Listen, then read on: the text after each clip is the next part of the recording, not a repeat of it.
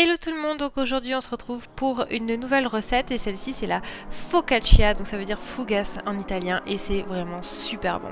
Donc au niveau des ingrédients, il va nous falloir pour faire la pâte de la farine, de la levure sèche, de l'huile d'olive et de l'eau à peu près 150 ml et évidemment un petit bol pour faire notre petite pâte à l'intérieur. Ensuite pour la garniture il nous faut 2 tomates, un poivron, une courgette et un oignon. Évidemment les ingrédients sont remplaçables par un petit peu tout ce que vous voulez. Au niveau ensuite garniture il nous faut du poivre, des herbes de Provence, du sel et ça c'est de l'huile d'olive pimentée pour les pizzas. Donc on va commencer par mettre de la farine et moi je viens en mettre à peu près 150 grammes. Avec 4 grammes de levure sèche précisément, une petite cuillère à café de sel et on va mélanger tout ça pour faire notre pâte évidemment pour la focaccia. C'est pas tout à fait une pâte à pizza mais ça y ressemble.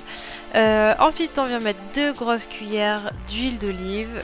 Et moi j'aime bien mélanger, mais bon, vous pouvez ne pas mélanger. Ça peut faire un peu des grumeaux, mais ça part très vite. Et ensuite, une fois qu'on a bien rempli tout ça, on vient mettre l'eau au fur et à mesure, vraiment petit à petit, pour éviter de mettre trop d'eau et de se retrouver avec une pâte qui est beaucoup trop liquide et pâteuse, alors qu'on veut une pâte qui soit quand même assez ferme. Donc voilà, on vient au fur et à mesure et au bout d'un moment, quand la pâte devient vraiment une boule, on la prend avec les mains et on la travaille. Donc je vous montre un petit peu comment moi je travaille ma pâte.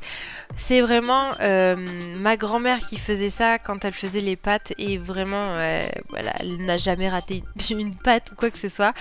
Donc voilà, il faut vraiment bien la travailler.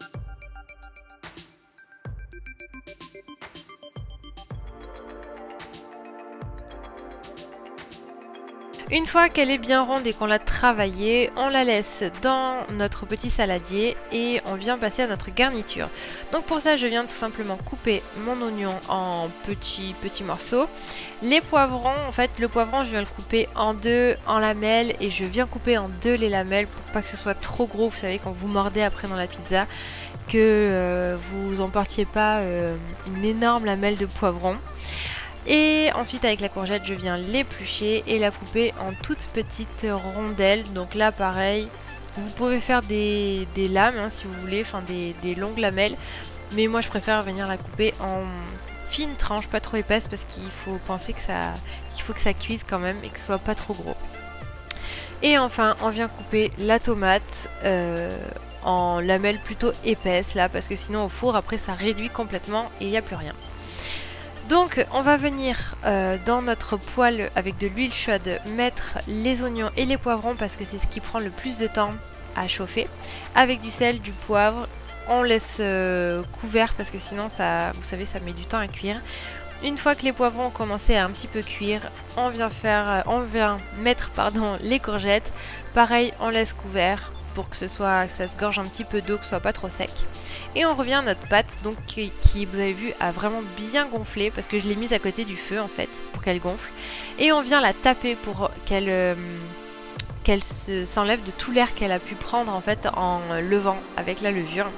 Et je viens la couper en deux parce que la pâte que j'ai fait était pour 2 personnes. Donc je viens tout simplement créer 2 petites boules pour pouvoir ensuite étaler ma pâte. Donc je viens d'abord l'étaler avec le plat de la main et ensuite je viens prendre un rouleau pour pouvoir l'étaler, mais sachant que la focaccia en fait ce qui est bien c'est que il faut pas que ce soit une pâte très très fine comme les pizzas parce que quand elle lève il faut qu'elle soit quand même un petit peu épaisse. Donc voilà, et on l'étale assez vulgairement parce qu'après ça va prendre une jolie forme.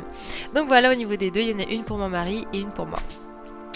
Donc pour la garniture, je viens tout simplement mettre un tout petit peu, et là j'en ai vraiment beaucoup trop mis, d'huile pimentée pour les pizzas, donc du coup c'était super fort.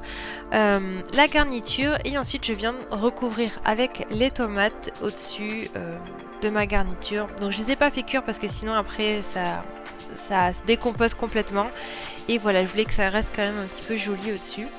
Je viens mettre de l'huile d'olive pour pas que en cuisant les tomates sèches. Je viens mettre ensuite du sel pour les tomates surtout, des herbes de Provence Et je viens mettre ensuite du poivre, mais évidemment vous mettez ce que vous voulez. Et pour le fun, en fait je ne l'ai pas montré, mais j'ai mis des graines de pavot parce que j'aime bien le goût. Et c'est à cuire pendant 10 minutes à 200 degrés. J'espère en tout cas que cette recette vous a plu. N'hésitez pas à mettre un pouce en l'air, à vous abonner à ma chaîne si ce n'est pas encore le cas. Et je vous dis à la semaine prochaine pour une nouvelle vidéo. Ciao ciao. J'espère que vous allez bien. Donc je vous retrouve aujourd'hui pour cette semaine pour un vlog à Montpellier, parce que je vais faire en fait une formation de tatouage permanent. Et du coup je voulais vous montrer un petit peu comment ça se passait la formation. Et voilà.